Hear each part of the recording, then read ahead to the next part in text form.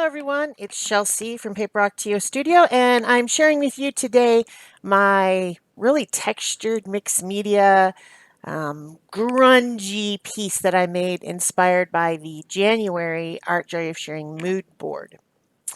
And this year for Art Joy of Sharing, which is our art community over there on Facebook, and you can still join. There's a link below the video. Just make sure that you answer the questions. All of our challenges for the whole month will be inspired by one topic, and the topic in January is grunge revival. And so everything that I'm doing with the group and any challenges that we're doing on the Art Jar Sharing live stream show, all about grunge revival. And that includes the mood board. So the mood board had some colors, which are kind of industrial colors, I would call them, and some fiber and some scratchy paint and textury looking stuff. And then it had a picture of an old, well, you can look at it. What's that thing called? Ferris wheel. That's industrial. So that's my inspiration for this piece. So I started out with some colors and I got out these paints. These are actually paints that you would use to do like remember that whole fad, but I think it's still going on, but where you took old pieces of furniture that you had and you painted them with chalk paint without even having to sand or anything.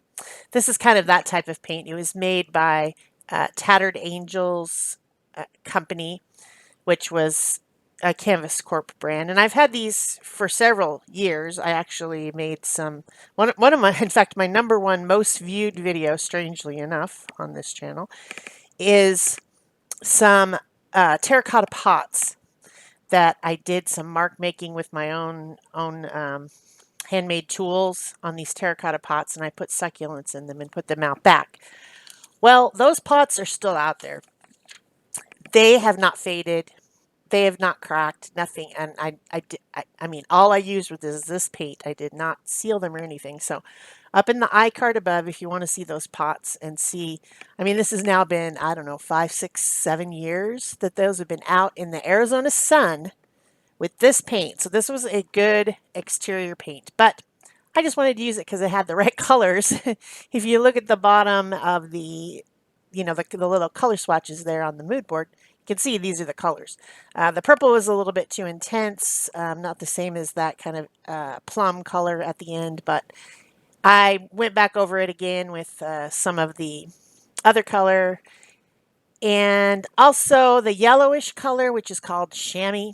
I toned it down by mixing just a tot of the purple in with it to mute the color, make it more neutral. If you put colors that are opposite on the color wheel together, they turn into a gray or brown. Some people call that making mud. Basically, it's just neutralizing the color. So I didn't need it to be so yellow. I needed it to be more of that khaki tan color. And then the one called Mankato, which is kind of that grayish green, that was already the right color. And then the purple color was too purple. So then I went back over it with some more of that other color and calmed it down. So now I'm adding texture. By the way, this is a Canva board, which is a Canson product. It's like a thick piece of pressed board that has a canvas texture pressed into it. And you can leave it like it is, or you can frame it. Either way. In the case of this one, which is really quite textured, you'd have to get a deep frame to frame it, but you could easily. It would be really nice looking in a black frame because I did tape around the edges with painter tape, and so it has a nice white border all the way around it once you remove the tape. That's that purpley tape on there. So I added some self-adhesive drywall tape. I added some torn cardboard. Now I'm adding some texture paste, which is called fiber paste. It has either paper or cloth fiber in it. I know you guys can't see that, but it's kind of cool stuff. I've never really played with it that much. And I'm using it to kind of fill in the edges where I felt like the textural pieces were too tall and I needed to fill down in. And it has its own, well, it's a texture paste. You know, there's more than one. There's more than molding paste. There's more than modeling paste. There's glass bead gel. There's this fiber paste. There's, I don't even know. There's a ton of different mediums, you know, for art. There's all kinds of them. I also use heavy white gesso, which is one of my favorite ones, actually, because of the texture it leaves when it's dry. It's kind of like plaster, and I think it's pretty cool. So I also got out some fibers. Remember I told you there was yarn and fiber on the mood board. So I grabbed some jute twine and I pressed it in to the fiber paste to hold it. And then I went back over with a little bit more fiber paste to press it in. And then I'm also dragging my skewer and making marks within the fiber paste while it's still wet. This is going to take a long time to dry. By the time you see the pictures at the end, it's already dry, and that's been overnight because I didn't have time to edit the speed video. This was actually made on the live stream on Art Joy of Sharing yesterday, when Peg and I both made a very grungy mood board inspired piece yesterday on the live stream. So this is the speed up of that. So now I've got my heavy gesso and a stencil from Stencil Girl Products. And I'm doing a little bit of stencil texture on there. The heavy gesso, I have the light molding paste out. I could have used that, or I could have used the texture paste, but I figured why not have one more texture on there. So I used my heavy white gesso, which is a useful product, I tell you. It is. And I'm doing it like a medium where you scrape through the stencil with a knife, a palette knife, to leave texture on the piece. Then I'm smoothing the edges, smoothing gesso out on the edges so that doesn't come to an abrupt end. And I grabbed another, this one, I know this one's designed by Seth Apter. The other one, I'm not sure. It might have been Mary Beth Shar, or it could be Mary Nasser, maybe, because she likes to make things that have kind of a map feel to them, and these seem to have a map feel to them. So, you know, map is in roadmap. But I don't know. But I can guarantee you they're over there on Stencil Girl Products, and I can link you to Stencil Girl Products super easy, and you can find any type of mixed media stencil you could ever want over there. I tell you, I even designed for them. So I made cactus ones because I live in Arizona, but I have a plan for something else that I need to get on that.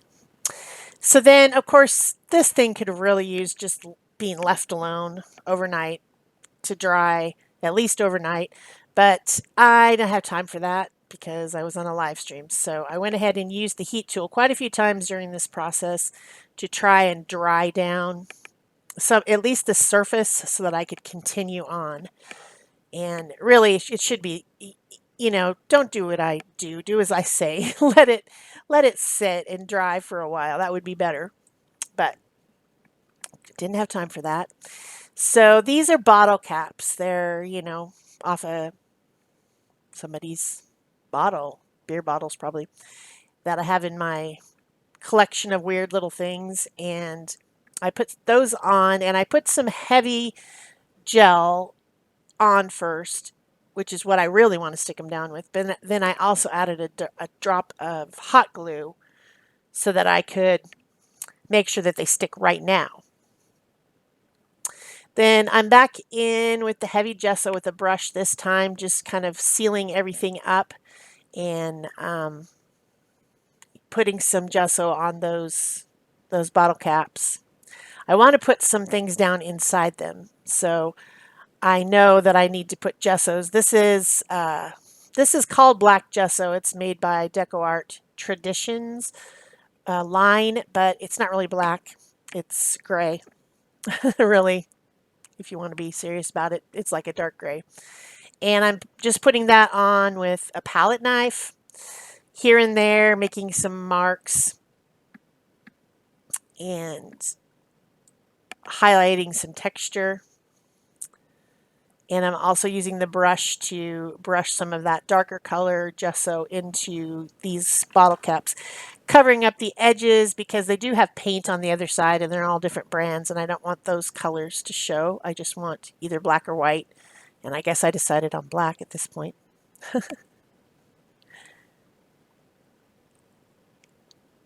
More drying, always more drying. Then the next thing is I decided to use some sprays. And the sprays that I got out were also from Tattered Angels. And I really can't tell you if these things are being made anymore. The company was purchased and it's named something else. And I will try to go and research this and see if any of these paints are still being made. But this one was called chalkboard paint, and it's a matte spray, which is unusual. Most of the sprays that came out at that time period were filled with mica. And Tattered Angels had tons of those mica sprays. And these ones just happen to be matte and a lot more opaque than their regular sprays. All the other sprays were translucent. And so these are kind of nice. They don't clog as easy, but they still clog. I mean, every kind of spray clogs, which was why I was reluctant to get them out because I knew they were going to be clogged and I was going to be mad. Every time it's like, oh, these things are clogged. Curses. I also made a huge mess all over my desk because I didn't protect it from the spray, and I went a little bit spray crazy, but that's okay. I can clean it up. It's all water based. So then I wanted some deeper colors, some more contrast. The colors on the mood board are not, the only one that's a really dark color is that plum eggplant one. And so I decided to go with a little bit of kind of a Prussian blue. These are acrylic ink. A Prussian blue, a purple, and a teal. Put them across there. Put some water on there and, let it drip and run through the textury areas of my piece just to give more contrast. Then I got back out that cardboard color spray and went back over that, bringing back in that same color families that are on the mood board. The other one I used is ivory, which there's definitely an ivory for sure on the board. And those kind of then pushed back again because they're opaque sprays. They pushed back the darker colors, but now the darker colors are there, and I'm starting to get a composition of a 1/3, 2/3 rule of threes type of a composition, and also the texture is starting to show. I also used some of the sprays by just taking out the plastic sprayer and flicking it, and it makes a really nice splatter effect, which I like. I probably in my life have used spray bottles to do that more than anything else. And I thought, oh my gosh, I didn't have any collage on there except for the cardboard. And I was like, is it really a shell piece if there's no collage? So I decided to collage on a little bit of this tissue paper, printed tissue, making sure that I'm using a fluid medium and pressing it down into the texture. And it's getting a little bit of color too because, like I said before, those sprays are water soluble. So they do, as I'm doing this, they do affect my brush and the color of the tissue. But it also just, the tissue, the reason I chose that is because it just kind of melts into the background and you just see more of what was printed on it rather than the actual tissue itself. So yeah, I'm having fun. I did want to tell you guys something while I'm on here talking about the membership.